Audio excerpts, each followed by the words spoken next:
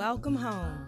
I'm Dr. Thema, a minister, licensed psychologist, and sacred artist, and this is Homecoming, a podcast to facilitate your journey home to yourself. While I will provide weekly inspiration and mental health tips, this podcast is not a substitute for therapy. I'm so excited you're on the journey. If you want to request specific topics or share your progress, email me at homecomingpodcast@gmail.com. Also, after you listen, be sure to like, subscribe, and share. Let's begin. Welcome home for another episode of the Homecoming Podcast. And this, our second season, I'm excited that we have a sponsor, my own institution where I teach, Pepperdine University. Since 1971, Pepperdine Graduate School of Education and Psychology has had one mission: to strengthen professionals for lives of purpose, service, and leadership. Online psychology at Pepperdine is the latest evolution of that mission, with online master's programs designed for people who want to align their work to their life's calling. Online psychology and the online master's program are led by renowned faculty in the field who are passionate about their life's work and their students. And it has been such a pleasure teaching at Pepperdine for over 10 years. Through an intuitive digital campus, students are connected to everything and everyone they need access to wherever they are on any device. And I teach in our online program, the trauma course, and also the lifespan development course. So if you're considering going into psychology, becoming a therapist, pursue your purpose at online psychology at Pepperdine. You can visit www.pepperdinepurpose.com/homecoming to learn more. I am so excited about Pepperdine coming alongside Homecoming and supporting us in this initiative. So we have a poetic submission this week. And for the first time, we have a poem submitted from one of our youth listeners, and her mother is a regular listener. And so our poem today is by Brianna Chappelle. And Brianna's piece is called But Does It Beat? And I will give an excerpt from her piece. One day I placed my hand over my chest in search of a beat. Nothing. I applied pressure all over my chest as if my hand was a stethoscope. Still nothing. Which brought me to this question. Obviously, your heart is working, but is it beating? When you lay down, you can hear the heart overwhelming beat deep inside your body. But is it beating? Think about it. You being conscious says that your heart beats. Your pulse from your wrist and your neck let you know your heart beats. In simpler words, telling you that you are alive, but do you live? Don't confuse this as a lost will to live, as it is a lost direction for passion. Being mentally exhausted can glaze over your view and separate you from your joy in this world like cataract does to vision and an eye. Mental exhaust makes you lose the excitement and want to do the things you normally enjoy, detaching from reality, adding in a subtle hint of emptiness. Let's try to imagine a time where true happiness prevailed in your life, where there was nothing actually worth complaining about. Consistent smiles and good energy and vibes were at large. How can you get back to this? What made this time or moment significantly happy? How can you implement this in today's routine? Take a moment to really breathe in these questions. Maybe being surrounded by family or good people, writing or biking, riding or exercise, period.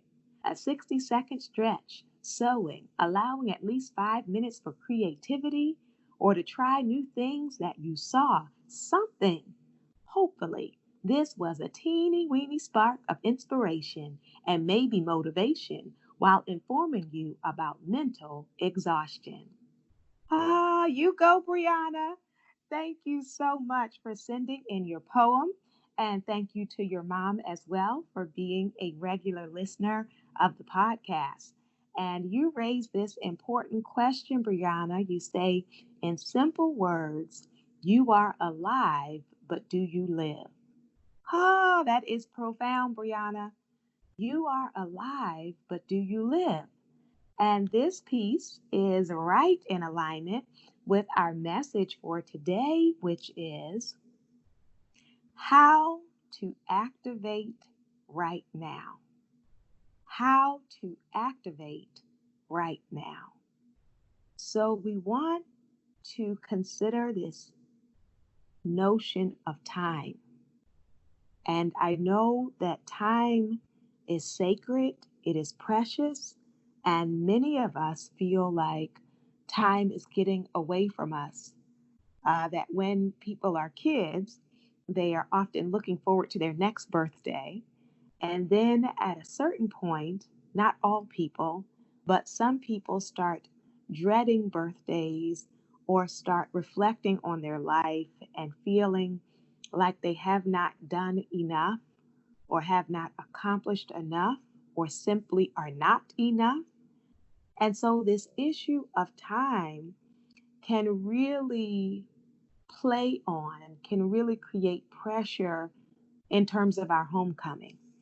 That some of you, some of us focus so much on how far am I away from the psychological, emotional, spiritual, even financial home that I wanted for myself, that we do not acknowledge one, how far we have come, and we also do not always really take in the gift of now, the gift of this present moment, for us to really consider how valuable this season of our lives is, that many times we are waiting. And so, one of the key pieces about activating my life now is to stop waiting and start living, start manifesting, start producing, start creating. So I encourage you to think about what are the things that you have been waiting for to get started. Sometimes people were waiting until they made a certain amount of money. Some people were waiting until they found their soulmate. Some people were waiting for a certain position to open up for them. We have all different things that we have waited for. Some of us have been waiting to feel better, whether physically or emotionally, or believing that we're too young or too. And I want to say to you on today, you did not miss your window. Many times we are under the weight of regret and feeling like, oh, like that was my moment back there, or that was the door, and I missed it, and I'm never going to get another moment, another opportunity, or we are knocking on doors, waiting for doors to be open. We are standing in the margins, waiting for an invitation to sit at the table. And I want to invite you to consider your power, your agency, your consciousness, your awareness, your gifts will make room for you. That as I begin to flow in my gifts, in my awareness, then I call time into being for me now. So our representative Maxine Waters used the phrase reclaiming my time. When someone else was trying to speak over her and trying to take her time, then she reclaimed it. And I want to say to us on today, I know that many of us grieve lost time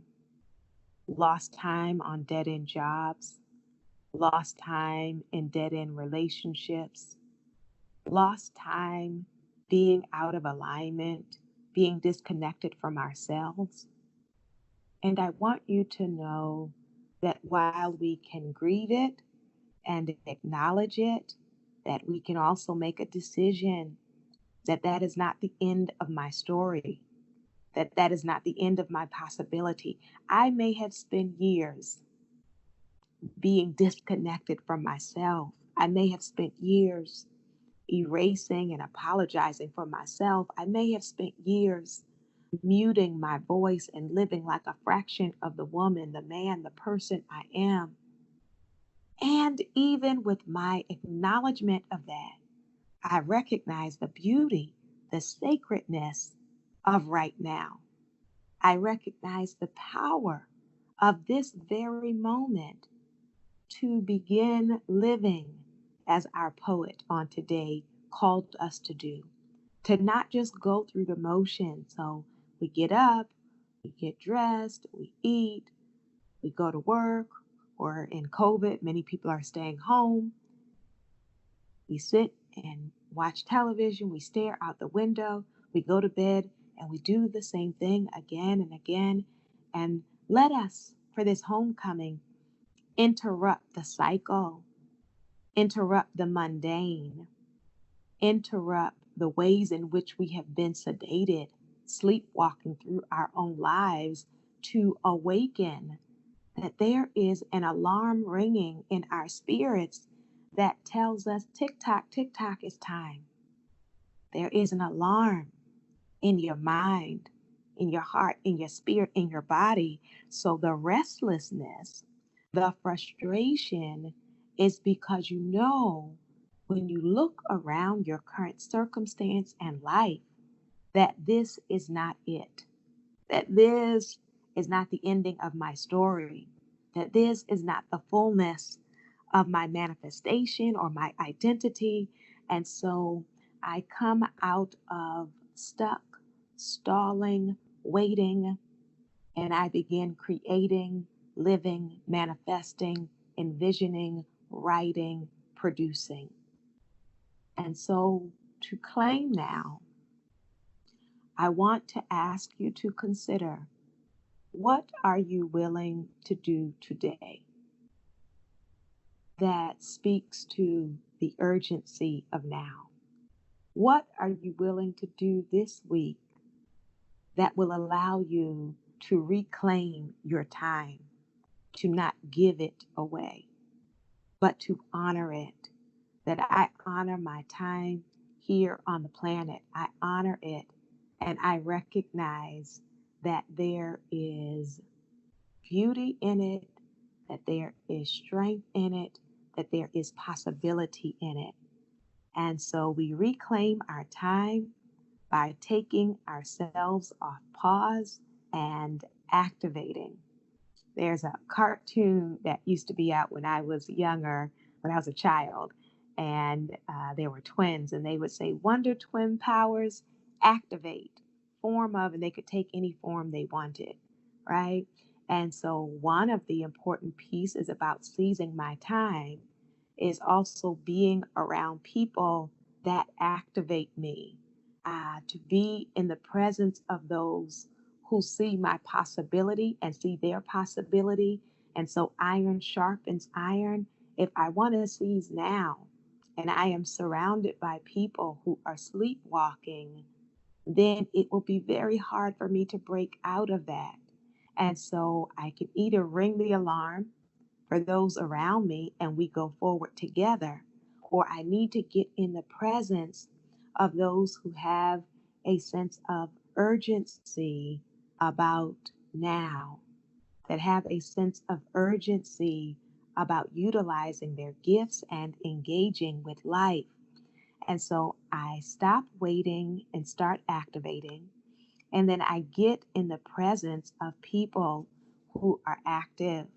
I get in the presence of people who are manifestors. I get in the presence of people who are not only dreamers and visionaries, but those who then live it out and make it happen. Because agency and empowerment is contagious. It's a wonderful thing to speak your dream to someone and they say, That sounds good. So when are you going to start? as opposed to being surrounded by doomsday people and naysayers who drain you and convince you that it is pointless, useless, impossible. So to activate now, to embrace the gift of now, I need to also get in the presence of those who are living in the present. Yes? Then we consider the importance of making time in order to seize the moment, in order to occupy my life fully in the present. I have to carve out and create time for that to happen.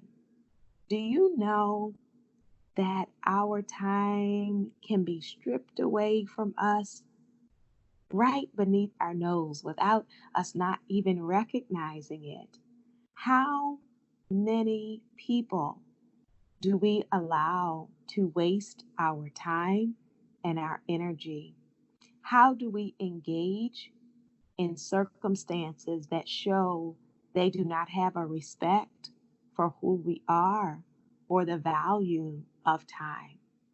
How are the ways in which we have devalued ourselves, our gifts, with the uh, misdesignation of our time? With the gifts, the wisdom, the knowledge that you have, let us consider what are the things we have given our time to. And it is important to give time for rest. It is important to give time for pleasure, for fun, for enjoyment. And it is also important that I give time to activate and walk out the fullness of life.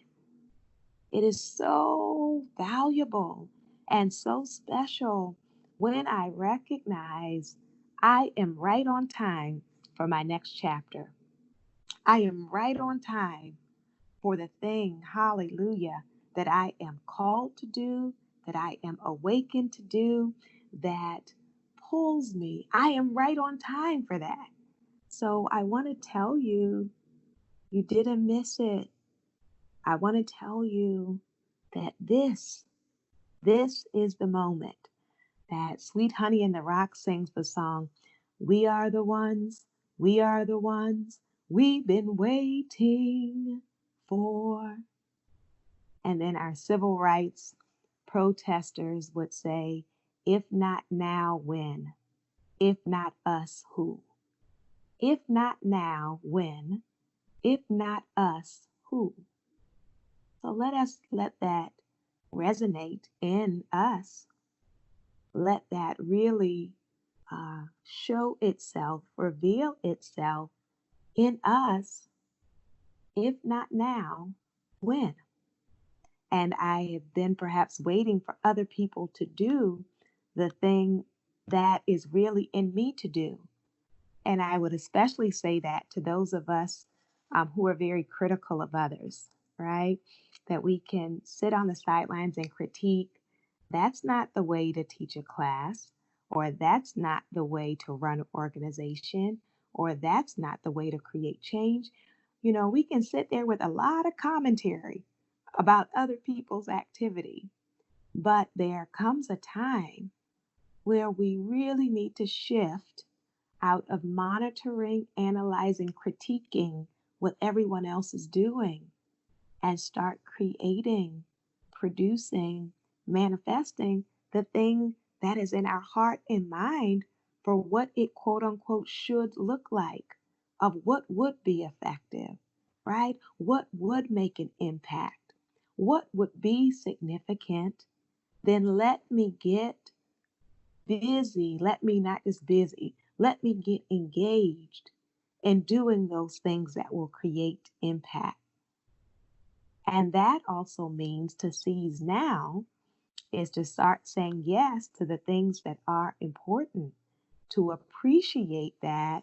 And as I say yes, I bring my best self into the present moment. That sometimes what has stalled us and kept us stagnant is the self doubt or the procrastination, or just throwing things together and then being disappointed when it doesn't work. And so, in this season, for us to consider, what does it look like when I operate in a spirit of excellence? You know, some of us have gotten used to doing the bare minimum just so we could say that it's done.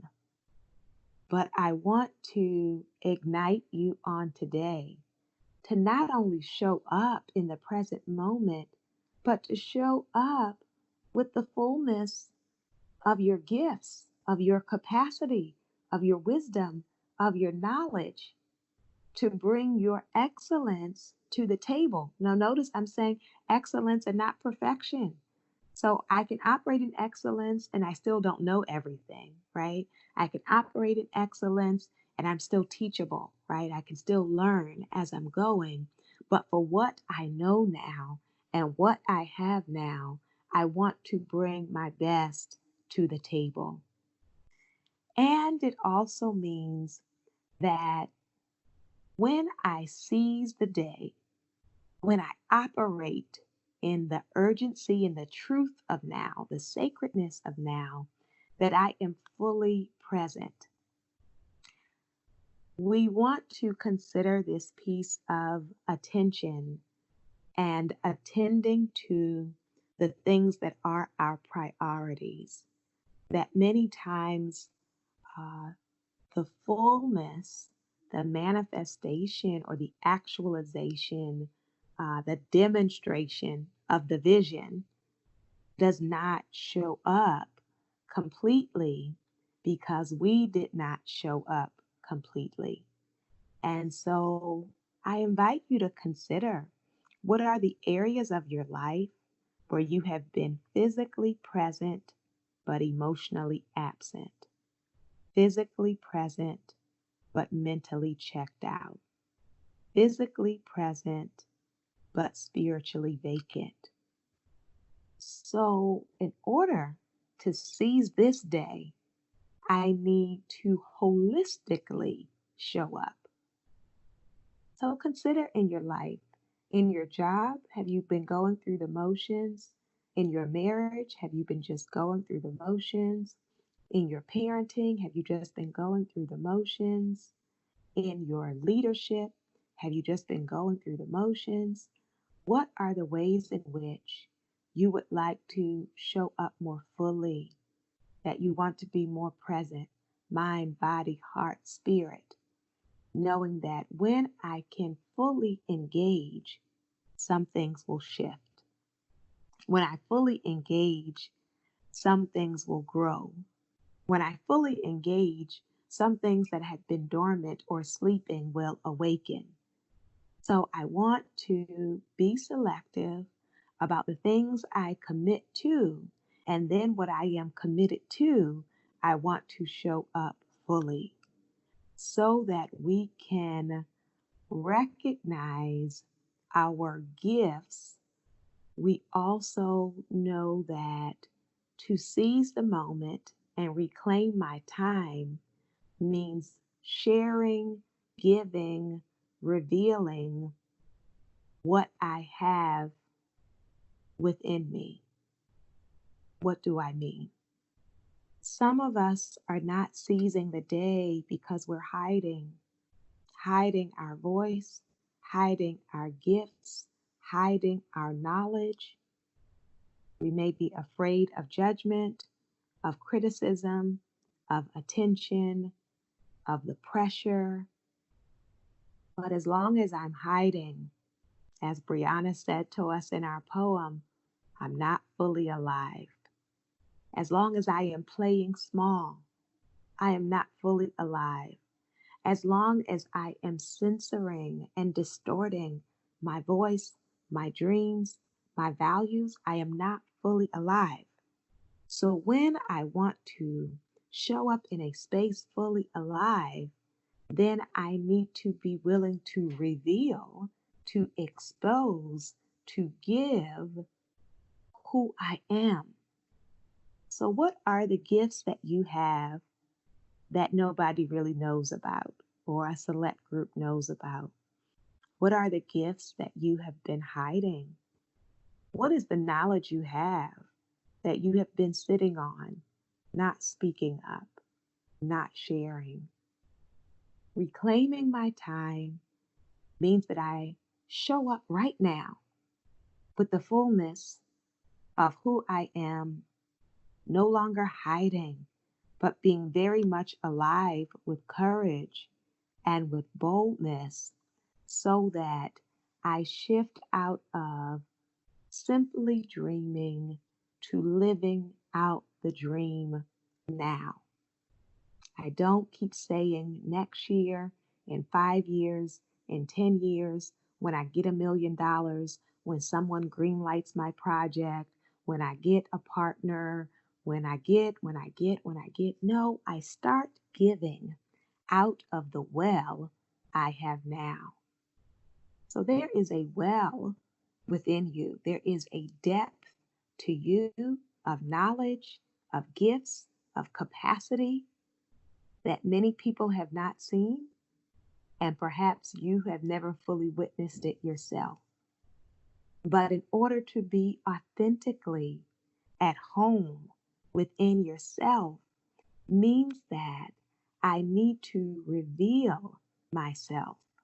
So that is the grand reveal. That is the grand reveal that I come out of hiding. I'm no longer shrinking. I am no longer waiting. I am manifesting, creating, revealing the fullness of my identity, my gifts, my purpose, my possibility. I am living that out right now. And that is your homework on this week of what will it look like when you reclaim your time.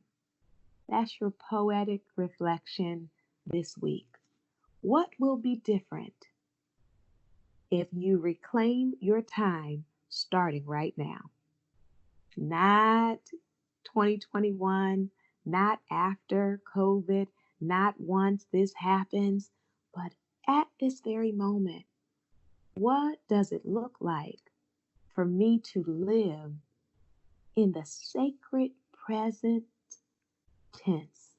What does it look like for me in this very moment to occupy my own life?